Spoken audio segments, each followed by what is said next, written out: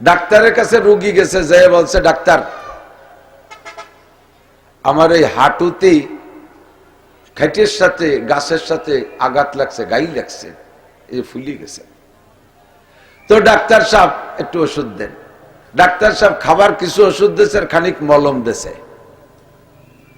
মলম দিয়ে বলছে যে জায়গা গাই লাগছে ওই জায়গা মালিশ করবা। উনি 2-3 দিন মালিশ করে এসে কয় ডাক্তার ব্যথা তো সারিনের হাত ছুলে গেছে। ডাক্তার কয় যে এই নরম মলম এই হাঁটুতি মালিশ করলে হাত চলে? আপনি কি হাঁটুতি মালিশ করতে গেছেন? আপনি যে জায়গা গাই লাগছে, আমি তো গাছের যে জায়গা গাই লাগছে গাছতে মালিশ করছি। বুঝাই দিয়েছে যা বসছে আর একটা। এরকম বুঝলে উল্টো হবে, রিয়াকশন হবে। বুঝতে হবে কথা, তাহলে কোনো রিয়াকশন হবে না ইনশাআল্লাহ। 2 নম্বর আমার দিক বুঝার বিষয়টা। আপনারা কি বুঝার নিয়ে তো দাঁড়াইছেন? নবী আলাইহিস সালাতু ওয়াস সালাম বয়ান করতেছেন মসজিদে নববীতে। সাহাবায়ে কিরাম এমন করে বসে বসে শুনতেছে। কিছু সাহাবা এরকম সেনাবাহিনীর মতো পাশ দিয়ে দাঁড়ায় আছে। হুজুর আলাইহিস সালাতু ওয়াস সালাম এইটা বিরক্ত বোধ করতেছেন।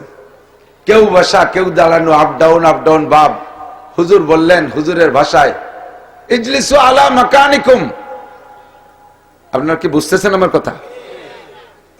হুজুর বললেন ইজলিসু আলা মাকানিকুম, যে যেখানে আছো বসো, যে যেখানে আছো বসো। বলার সাথে সাথে সাহাবায়ে কিরামদের স্বভাব সামিনা ওয়া আতানা, শুনবো আর মানবো। কেন বসবো? জায়গা ভালো না, এ জায়গা বসা যায় না, মাটির মধ্যে কিভাবে বসবো, এই ধুলোবালির মধ্যে কিভাবে বসবো, আমার প্যান্টটা কালকে 5,500 টাকা দিয়ে কিনে নিয়েছি, এই যে কোটসাতুরি মাটির মধ্যে বসলে প্যান্ট নষ্ট হয়ে যাবে। কোন যুক্তি মুক্তির দ্বার ধারে নাই। ফাজালাসু আলা মাকানিহিম, যে যেখানে ছিলেন সে সেখানে বসে পড়ছে। একটু বলবেন না সুবহানাল্লাহ?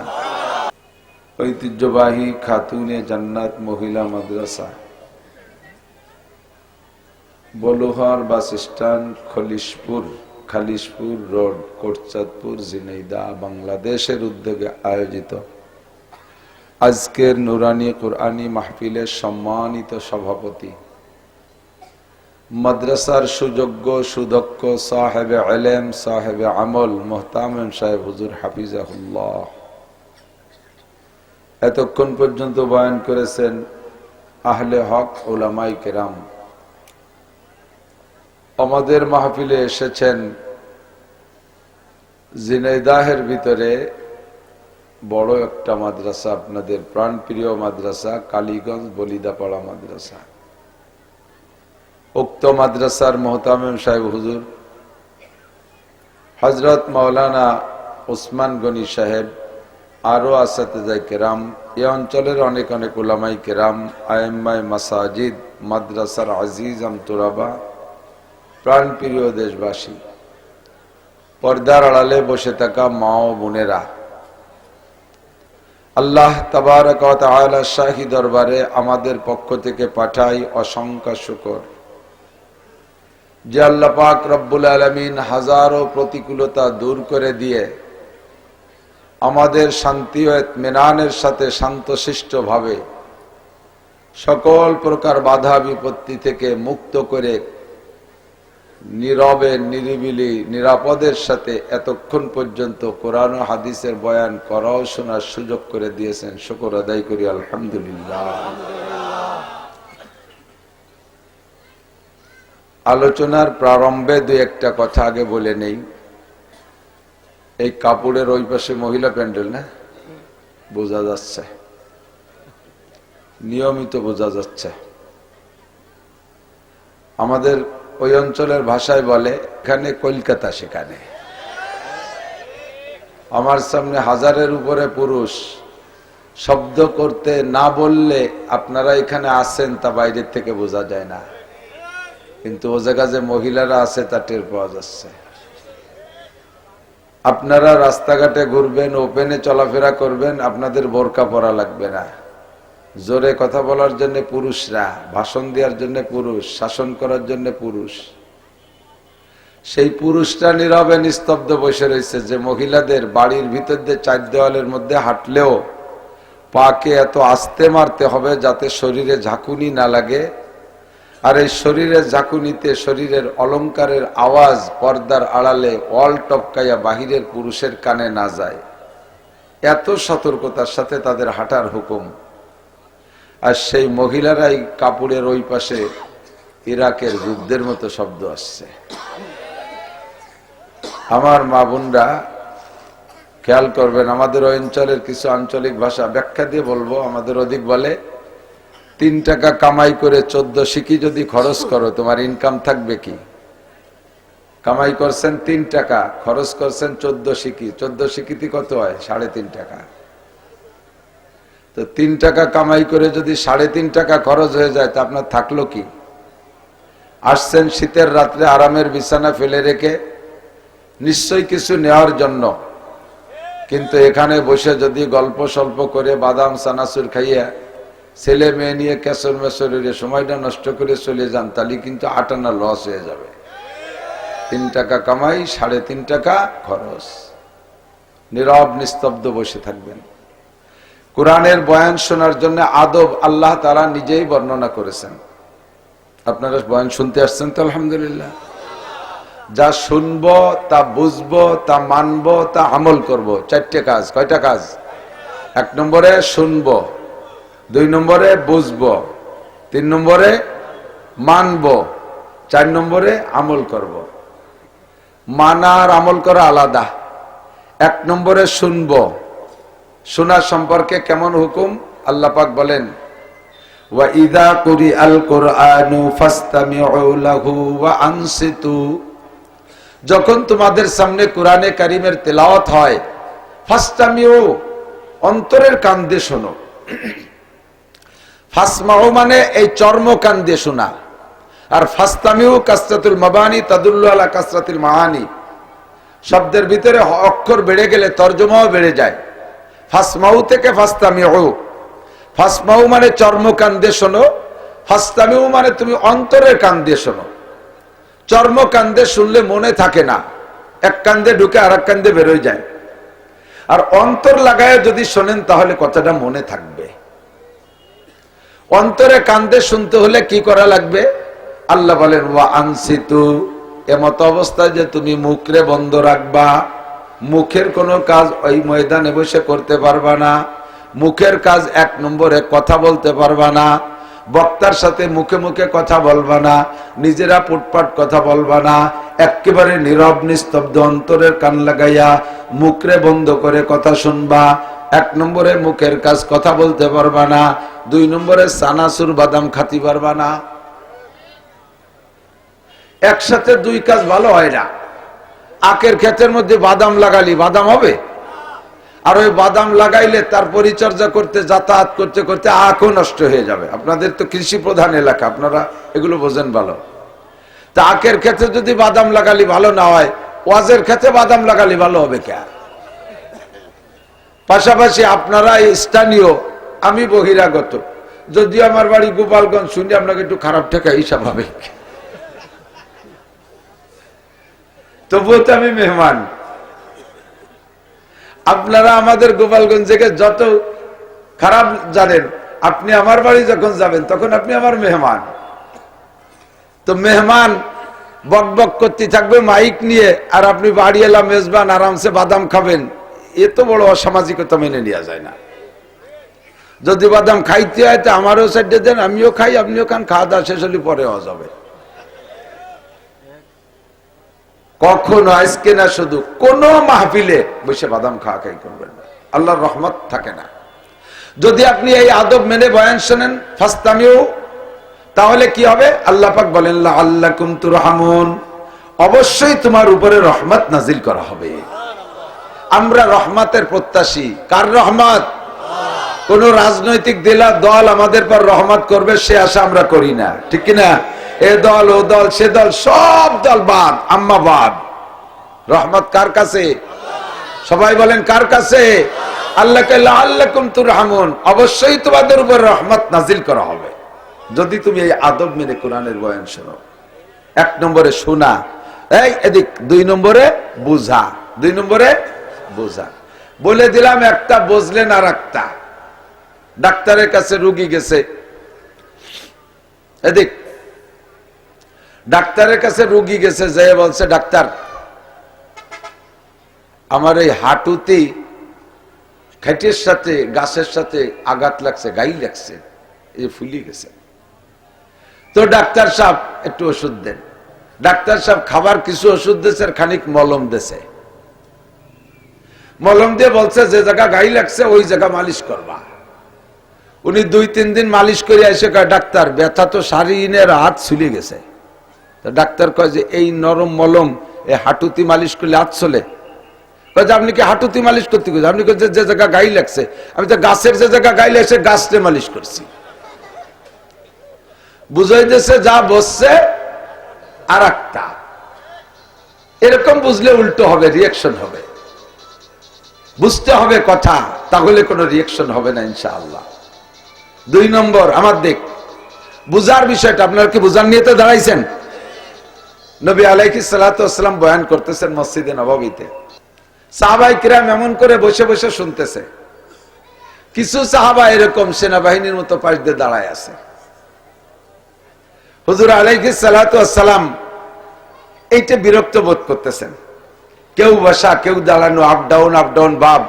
হুজুর বললেন হুজুরের ভাষায়, ইজলিসু আলা মাকানিকুম। আপনারা কি বুঝতেছেন আমার কথা? হুজুর বললেন ইজলিসু আলা মাকানিকুম, যে যেখানে আছো বসো, যে যেখানে আছো বসো। বলার সাথে সাথে সাহাবায়ে কিরামদের স্বভাব সামিনা ওয়া আতানা, শুনবো আর মানবো। কেন বসবো? জায়গা ভালো না, এ জায়গা বসা যায় না। মাটির মধ্যে কিভাবে বসবো? এই ধুলোবালির মধ্যে কিভাবে বসবো? আমার প্যান্টটা কালকে 5,500 টাকা দিয়ে কিনে নিয়েছি, এই যে কোটসাতুরি মাটির মধ্যে বসলি প্যান্ট নষ্ট হয়ে যাবে। কোন যুক্তি বুক্তি দাঁড় দাঁড়ে নাই। ফাজালাসু আলা মাকানিহিম, যে যেখানে ছিলেন সে সেখানে বসে পড়ছে। একটু বলবেন না সুবহানাল্লাহ? সুবহানাল্লাহ ভাইরাল হই নিয়ে দিক কতটা ভাইরাল হয়েছে। সুবহানাল্লাহ আসবে না কে? নাকি আগামীকাল সকালে কবেন? বলেন না সুবহানাল্লাহ। সাহাবায়ে কিরামদের আমল এরকম ছিল। সবাই বসে গেছে। হুজুর বয়ান শেষ করে মসজিদে থেকে বেরোয়, দেখে মসজিদের বাহিরে এরকম একজন বুড়ো লোক লাল একটা রুমাল মাথার উপর দিয়ে ঘুমটা দিয়ে বসে রয়েছে। হুজুর কাছে গিয়ে বললেন, সালাম দিলেন, আসসালামু আলাইকুম ইয়া শাইখ মানান্তা। মুরব্বী আপনি কে এখানে বসে আছেন? মুরব্বী মাথার থেকে রুমালটা সরাইয়া রহমাতে আলম নবীর চেহারার দিকে তাকাইয়া দাঁড়িয়ে সালামের উত্তর দিয়ে কয়, ওয়া আলাইকুম আসসালাম ইয়া রাসূলুল্লাহ, আনা আম্মুকা আব্বাস। ওগো আল্লাহর নবী মুহাম্মদুর রাসূলুল্লাহ, আমি অন্য কেউ নয়, আমি আপনার চাচা আব্বাস বসে আছি। নবী পাক বললেন, আমা সামাইতা, আপনি কি শোনেন নাই? আমি মসজিদের মধ্যে বয়ান করতেছিলাম, আপনি কেন বাইরে বসে আছেন? একটু ভিতরে গেলে তো বয়ান শুনতে পারতেন, আপনি বাইরে কেন বসে আছেন? নবী পাক বললেন, হযরত আব্বাস বললেন, বাতিজা তুমি মসজিদে বয়ান করতেছো, এই খবর পেয়ে আমি ঘর থেকে বয়ান শোনার জন্য বেরিয়ে আসি। আস্তে আস্তে যখন এ পর্যন্ত আমি এসে পৌঁছেছি, তখন তোমার একটা বয়ান আমার কানে গেছে। আর আমি আসছি তো তোমার বয়ানের পর আমল করার জন্য, যা শুনবো তা আমল করব। চাচা জান, কি বয়ান শুনছেন তখন আপনার কানে? কি বয়ান পৌঁছছে? আমি যখন এ পর্যন্ত আছি তখন আমি দাঁড়ানো ছিলাম, তুমি মসজিদের মধ্যে ডাক মেরে বলেছো যে যেখানে আছো সে সেখানে বসে পড়ো, তখন আমি এই জায়গা ছিলাম। আমি বললাম, আব্বাস আসছো নবীর বয়ানের পর শুনে আমল করার জন্য, কাজেই যে বয়ানটা কানে আছে এইটার আমল আগে করো, এইটার আমল করো। ওই আমল করতে গিয়ে আমি এখানে বসে আছি, আর একটা কদমও সামনে বাড়াই নাই। সেই থেকে আমি বসে রয়েছি, আর একটা কদমও যাই নাই। হুজুর কেঁদে দিয়ে বললেন, চাচা যান, তাহলে কি আপনি আমার সব বয়ান শুনতে পারছেন? অবশ্যই শুনেন নাই। আমি তো মসজিদে নববীর মেম্বারে বয়ান করেছি। মসজিদে নববী সেই সময় 80 স্কয়ার হাত, এদিকে 80 হাত, এদিকে 80 হাত। 80 হাতের পরে যে মসজিদের বাইরে আব্বাস বসা, এত দূরে মাইক ছাড়া, সাউন্ড বক্স ছাড়া শব্দ কি করে যায়? চাচা যান, নিশ্চয়ই আমার বয়ান শুনতে পারেন নাই। আপনি আমার বয়ান শুনতে এসেছেন, এসে এখানে বসে আছেন, শুনতে পারেন নাই। আমি কি সব বয়ান আবার বলবো? আপনার একার উদ্দেশ্যে কি আমি যা বয়ান করেছি তাকে আবার পুনরাবৃত্তি করব, বলবো? আব্বাস বলেন, ভাতিজা তোমার বয়ানের মধ্যে মুজিজা আছে। তুমি যদি 1 লক্ষ মানুষকে সামনে করে কথা বলো, আস্তে বলো আর জোরে বলো, তোমার পায়ের কাছে বসাওয়ালা যে আওয়াজে শুনে 1 লক্ষ নাম্বার রোল নাম্বার ওয়ালা একই আওয়াজে শুনতে পায়। তুমি যা বলছো সব আমি শুনছি, তবে তোমার প্রথম কথাটার আমল করতে গিয়ে এ জায়গা বসে পড়ছি। এবার নবী আমার বলেন, বুকের সাথে জড়িয়ে ধরে গালে মুখে কপালে চুমু খেয়ে বলেন, মান তাশাব্বাহা বিকওমিন ফাহুয়া মিনহুম। নবী বলেন, মানে আসহাবি কান্নুজুম বিআইয়িহিম ইক্তাদাইতুম ইহতাদাইতুম। আমার সাহাবায়ে কিরাম আকাশের নক্ষত্র সমতুল্য, ওরে জেকের অনুসরণ করবা তুমি হিদায়াত পেয়ে যাইবা। আমার সাহাবায়ে কিরামদের অনুসরণে যারা তাদের সাদৃশ্য হবে, নবী বলেন, মান তাশাব্বাহা বিকওমিন ফাহুয়া মিনহুম। যার সাথে যার মিল হবে তার সাথে তার হাসর হবে, যার সাথে যার মিল হবে তার সাথে তার হাসর হবে। আমার আব্বাস আমার বয়ান কথা শোনার সঙ্গে সঙ্গে বসে পড়ছে। কিয়ামত পর্যন্ত আমার উম্মতরা যারা ওয়ারাসাতুল আম্বিয়া উলামায়ে কিরামের বলার পরে যদি যার যার অবস্থানে বসে পড়ো, বসার চেষ্টা করো আমার আব্বাসের সাথে জান্নাতি হওয়া। এ কথা কি শোনা গেছে না বোঝা গেছে? হ্যাঁ, যে শোনা গেছে না বোঝা গেছে? না, শোনা গেছে, বোঝা যায়নি। ওয়াজের জন্য আমি দাবি করছি কয়টা কথা? 4টে। 1 নম্বরে শোনা, 2 নম্বরে বুঝা। যারা দাঁড়ায় দাঁড়ায় শুনতেছে শোনেন, আপনাদের দিকে আছে নাকি জানি না, ওই যে এক প্রকার পোকা আছে না, এরকম লম্বা লম্বা মাটি দিয়ে অনেক পাও বিড় বিড় করে আটে। আমাকে দিকে কেন্ন কি কয়? কেল্লে কেল্লে নাকি? ও ও কি খুব দ্রুতগামী? ও বিড় বিড় করে ওর ইচ্ছা মতো আটে না, যাইতে হবে ওর জিনে যা, তারপরও সে ধীর স্থির ভাবে আস্তে আস্তে আটে। আর ওরে যদি কোন তুই কবে যাবি জিনে যা, একটু জোরে হাট, এই করে যদি ঠেলা দেন তাহলে ও কয় পারবো না, আর তুই এটি বেড়ে গিয়ে গোলে বসে বেড়ে। যারা দাঁড়ায় দাঁড়ায় বয়ান শুনতেছে তাকে বসানোর জন্য আমি এই ওয়াজটা করলাম। তা শুনে যদি তারা হাইটে চলে যায় তাহলে কেন যেভাবে আসে সেইভাবে শোনো, যার যার কায়দায়। জায়গা কম, বসার ব্যবস্থা কম। আপনি যদি একটু আগায় বসেন, যতটুক আগাবেন ততটুক জায়গা জান্নাতের দিকে আগাইলেন।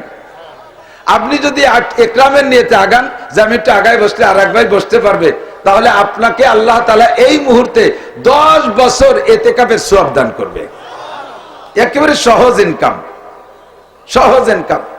আর একটু শুনে নেন, আল্লাহ পাক বলেন, ওয়াইদা কিলা লাকুম তাফাসসাহু বিল মাজালিস ফাফসাহু।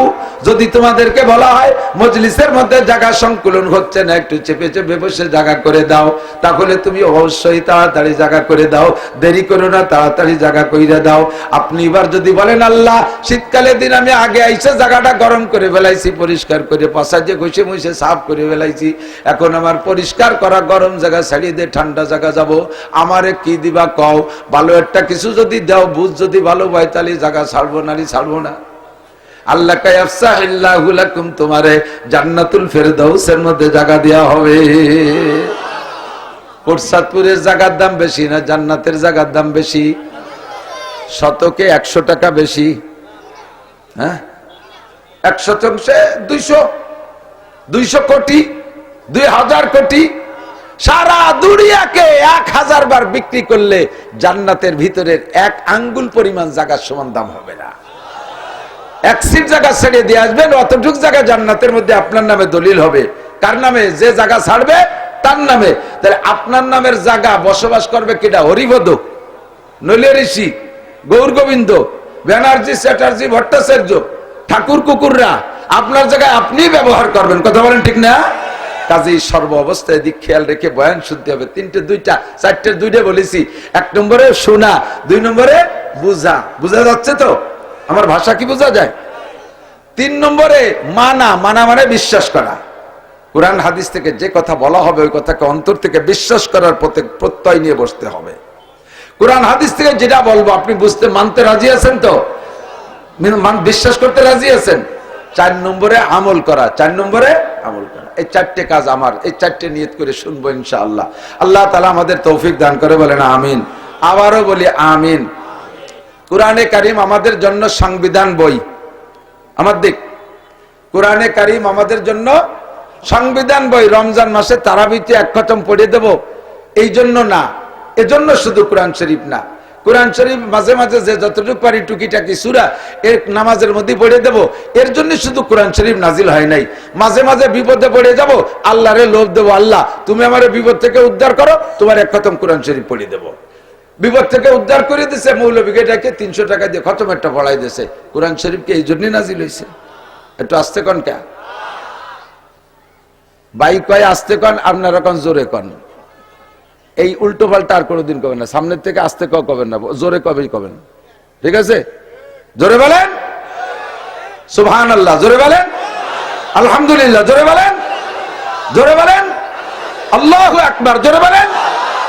এগুলো আসতে বলবো কে? কার বয়তে আসতে বলবো? আর আমি বলবো আসতে বলেন, আপনারা কোন জোরে বলবেন, তাহলে এটা মতানৈক্য হয়ে গেল না? বক্তারা স্টেজে বসে শ্রদ্ধাকে নিয়ে মতানৈক্যের জিকির করে। দুরূদ শরীফ পড়ে, বিসমিল্লাহ, আপনাকে যে দুরূদ শরীফ পড়াই, সাল্লু আলাইহি ওয়া সাল্লিমু তাসলিমা করে টান দিয়ে ছাড়িয়ে দেয়। আমরা দুরূদ শরীফ পড়ি না? বক্তা কটুক পড়ে, তাকে খেয়াল করছেন? বক্তা পড়ে আল্লাহুম্মা, আপনারা টানতে রয়েছেন, উনি চা খায়, কদ্দুর যাই আবার খায় ওয়াহালায়াহালে, বাকি যুগ আপনারা দুরুদের সাথে আর কি করা, দুরুদের সাথে মস্কারি করা। নবী পাক বলেন যে এই ব্যক্তি আমার উপরে একবার দুরূদ শরীফ পড়ে, আল্লাহ পাক রব্বুল আলামিন তার উপরে তাৎক্ষণিক 10টি রহমত নাজিল করে। দুরূদ দা হইতে হবে হাদিসের দুরূদ। বক্তা আপনি কতটুকু দুরূদ পড়েছেন? আপনি পড়ছেন আল্লাহুম্মা ওয়ালা আলী, দেখাইতে যদি পারেন 1000 বার এই জায়গা কান ধরে উঠবস করব। যদি হাদিসের মধ্যে কোন জায়গায় দেখাইতে পারেন যে দুরূদ শরীফ আল্লাহুম্মা ওয়ালা আলী, এইটুক যদি কেউ দুরূদ দেখাইতে পারেন, তাহলে আমি 1000 বার কান ধরে উঠবস করব। কোথাও নাই। হাদিসের মধ্যে অনেক দুরূদ আছে, তার মধ্যে সবচেয়ে শ্রেষ্ঠ দুরূদ হলো দুরূদে ইব্রাহিমী।